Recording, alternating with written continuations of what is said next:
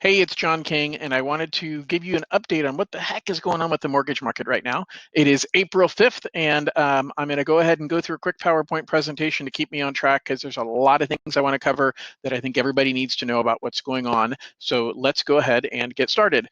So first and foremost, it has been an absolutely crazy month of March, and so I want to cover 5 specific topics with you.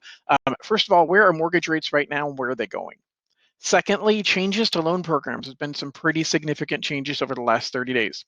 Third, forbearance. Is it a good idea? What happens if I can't make my mortgage payment? We're going to talk a little bit about that.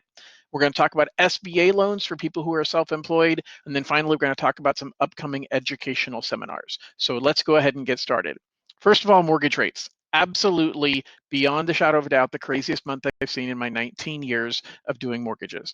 Largest swing in interest rates, and this chart may not mean a lot to most of you, but I want to give you a rough idea of just how small these little movements are, like you see here on the beginning of the chart, and you're going to see that little green line where it says basically February 24th, and that shows rates were pretty good. They're actually really good. And the thing you need to know about this chart is as the line moves up, rates move down. And so what you'll see is what appears to be very small movements of interest rates every single day, and the line's moving up and it's moving up. And by March 9th, we hit kind of the peak.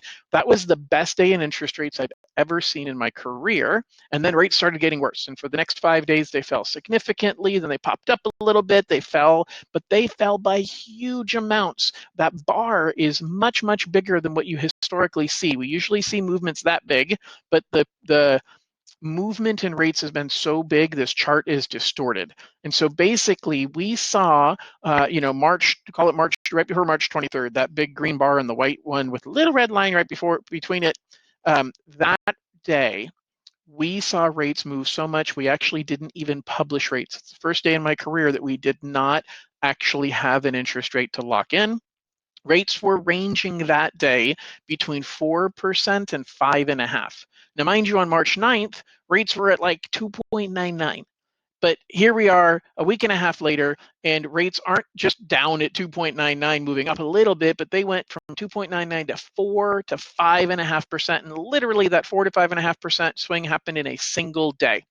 But what you want to notice is where the numbers are now. Hitting into April, the rates should be a lot better than where they are. So what we've got is we've got the mortgage-backed securities market that is, the Fed is buying mortgages, and those mortgages are very, very cheap. The problem is no bank is passing along those low interest rates for multiple reasons. The first is their fear that if you refinance that mortgage or take out a loan right now, you're going to turn around and refinance it in 6 or 12 months because rates will drop again. And banks make money when they earn interest incrementally over time. And so the worry is you're going to pay off your loan really, really fast. The second worry is the reality of our environment we're in. A lot of people have lost their jobs and they're worried they're going to take on debts and they're going to lose money because those people won't be able to pay their mortgage. So either way, they're worried about whether these loans are going to perform and earn their interest. And finally, the industry is super, super busy right now. And so supply and demand. We don't have enough capacity to manage all the loans that are coming in the door. And so because of that, we have raised interest rates as an industry to slow down people coming in to refinance homes. So it's created a disconnect where we've got significantly higher rates than where they should be. And the market has been highly, highly volatile. So what do we do with that information? Oh, what did I just do? Here we go. That's much better. All right, so what do we do with that information? 2 things. If you're buying a home, lock in and don't look back. Rates are super, super good. Freeze your interest rate. Don't think about it. Don't look back. I won't tell you where interest rates go after that because once you lock, you don't have a choice to unlock anyway. Rates are super, super good. If you're refinancing, I got to be honest, now is a horrible time to lock. I'm not letting any of my clients lock in refinances right now. What we're doing is we're getting your loan fully approved, and then we're locking for a 15-day time frame at the end. Okay, by not locking now, you're waiting until that market levels out a little bit and we'll have time on our side because then we can lock for only 15 days. Otherwise, we have to lock for upwards of 60 to 75 days because that's how long we're taking in some instances to get loans completed. And we have to bank for or build into the rate the time it's going to take to process the loan before we start earning interest. You're going to get a much better deal by starting the loan process, finishing the loan approval, and then when it's time to lock, we lock for 15 days and we close the loan. So I'm not going to let my clients lock right now for refinancing. We're going to get your loan approved 30, 45 days from now. You'll have final approval. Then we'll pull the trigger and lock the rate for a short period of time, close right after that. We're going to take advantage of the best possible rates. That is the right strategy, and that's the only strategy I'm letting my clients move forward with. Now, changes to loan programs. Jumbo loans are almost completely gone. If you have a loan amount over $510,000, I used to have 11 different loan programs. I now have one left, and I'm worried that one's going to go away. And so jumbo loan programs are on the ropes because of the concern with people paying their mortgage, and just the economic value of mortgages right now is declining. Complicated subject that I'm not going to have the time to get into. I'm already 6 minutes into this video. But the same is holding true for challenges with FHA and VA loans. They have raised the minimum credit score specifically on FHA loans in almost every bank's circumstance. Summit Funding now has a minimum of 620 credit score. We're going to see harder and harder guidelines in the near term to get FHA and VA loans, and they're going to cost more. And finally, down payment assistance loans are almost completely on hold. Those loans where people are putting minimal cash out of pocket have a much, much higher risk associated with default. And with the challenges that are going on in the economy right now, the banking mortgage industry is not comfortable with that level of risk. Speaking of risk and speaking of the economy, I want to take a couple minutes and talk about what happens if I can't pay my mortgage. So first of all, forbearance is a term that's being thrown around a lot right now. I want to be super, super clear. Forbearance is a postponement of your payment, not forgiveness. And my concern is many banks aren't postponing it to the end of the loan, they're postponing it to the end of the postponement period. So if they give you 3 months or 6 months with no payments, that's great. But at the end of that 3-month or 6-month time frame, you have to make up all of those payments. So at the 4th month, you've got to pay 4 months worth of payments, or at the 6th month, you have to pay 7 months worth of payments because you got to pay the payments you skipped plus the one that's due that month. If you've been without a job or your income has dropped significantly, you're not going to be in a position to make up those payments at that time.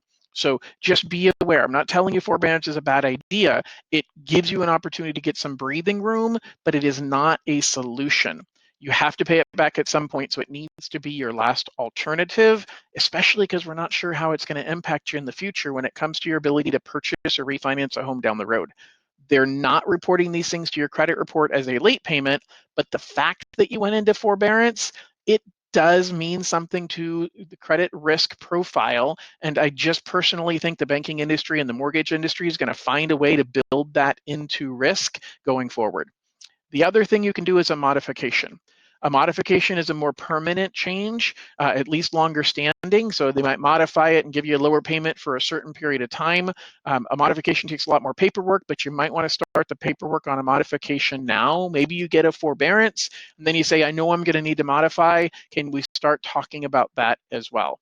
Here's the most important thing. If you can find a way to make your mortgage payment, do it. If you still have good credit, I'm confident most people still have great equity in their home. Maybe look at refinancing your home. Maybe look at pulling some cash out and getting some cash reserves.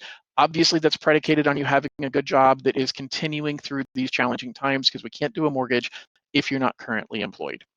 The last thing I want to talk about, second to last, business owners need cash. So if you are a business owner, I strongly encourage you immediately apply for the SBA emergency grant. It's a $10,000 grant, does not have to get repaid. This information is being told to me. I don't handle any of these loans, so take my information with a grain of salt, but I'm getting this from some pretty good sources.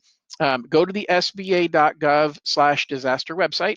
There is one application that does both of the loan programs that are shown on the screen on the right-hand side in the middle. So the emergency grant and the economic injury disaster loan, those are handled by you applying directly to SBA on their website. The PPP program, you have to go to a bank. So if you need a bank that does it, I know a couple of local banks that do here in the Central Valley. So if you need somebody, let me know. I would love to connect you with them, but definitely get in line now for that money, because we don't know how long it's going to impact your business, and you need to make sure you have the money to continue your business operating.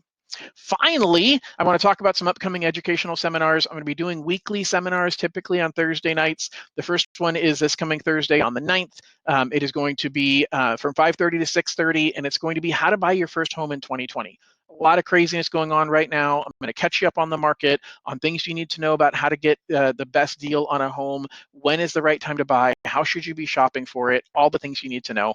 On top of that, I'm also going to have 3 additional seminars we're doing 3 weeks following that, how to sell a home and buy another one at the same time. So if you own a home right now and you're thinking about, hey, I want to upsize to get a bigger home because I don't want to be quarantined in this tiny home, or you want to downsize, and you've got too big of a house, kids have moved out, and you want to downsize, this would be a great one for you. If you're thinking about buying investment properties, I've got a seminar talking about the benefits of wealth building through investment properties, so I'll be discussing that. And then finally, I'll have a seminar on what questions to ask when considering refinancing your home.